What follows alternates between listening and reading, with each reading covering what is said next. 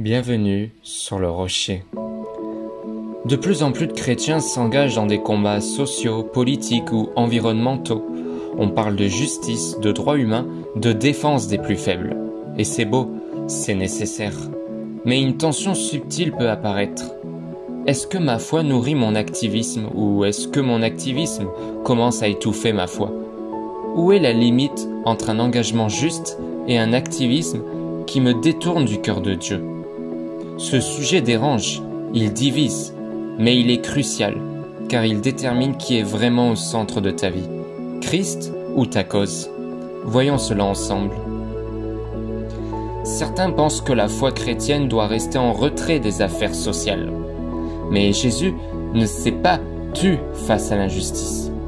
Il a défendu la femme adultère, il a touché les lépreux, il a exposé l'hypocrisie des religieux puissants, et il a renversé les tables dans le temple face à la corruption spirituelle. Ce que l'Éternel demande de toi, c'est que tu pratiques la justice, que tu aimes la miséricorde et que tu marches humblement avec ton Dieu. Michée, chapitre 6 au verset 8. La foi chrétienne n'est pas passive, elle agit, elle défend, elle pleure avec ceux qui pleurent. Un cœur rempli de l'amour de Dieu ne peut pas rester indifférent à la souffrance du monde, mais il ne doit pas s'y perdre non plus. Le piège, c'est l'activisme déconnecté de la présence de Dieu. Martha, tu t'inquiètes et tu t'agites pour beaucoup de choses. Une seule chose est nécessaire.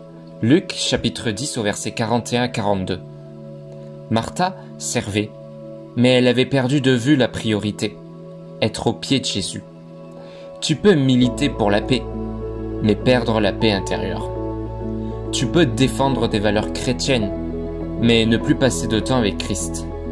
Quand ton combat devient ta principale source d'identité, de passion, d'énergie, et que ta relation avec Dieu devient secondaire, alors même une bonne cause peut devenir une idole. Un chrétien n'est pas un militant comme les autres. Il est ambassadeur d'un royaume invisible, appelé à aimer là où d'autres haïssent. Nous n'avons pas à lutter contre la chair et le sang, mais contre les puissances spirituelles. Éphésiens, chapitre 6 au verset 12.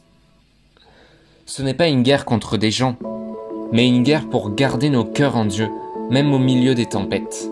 Notre arme, ce n'est pas la colère ni les slogans, c'est la vérité dans l'amour. Un chrétien ne se bat pas pour avoir raison. Il se bat pour refléter Jésus avec fermeté et douceur. Même quand on crie justice, on ne perd pas la paix. Même quand on dénonce, on obéit. Comment garder l'équilibre? Commence toujours par la prière. Avant de parler pour une cause, parle à Dieu. Sois rempli de sa paix, pas juste de passion. Laisse la Bible façonner ton opinion. Pas seulement tes émotions ou les tendances du moment.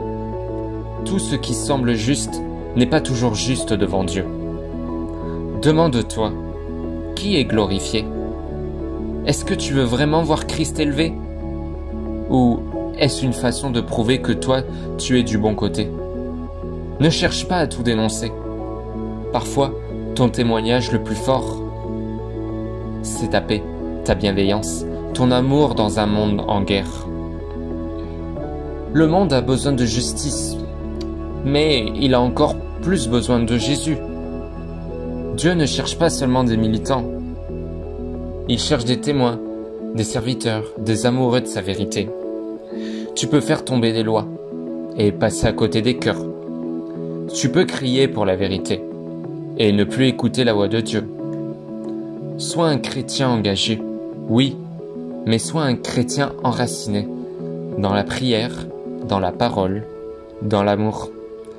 Le monde n'a pas besoin de plus de colère. Il a besoin de lumière, de paix, de sel, d'espérance. Et toi, comment vis-tu l'équilibre entre foi et engagement? Dis-le en commentaire. Si ce message t'a parlé, like, partage, abonne-toi pour d'autres contenus centrés sur Christ. Rappelle-toi, un chrétien n'est pas juste un activiste. C'est un disciple, un ambassadeur du ciel, qui marche dans la vérité avec grâce et puissance.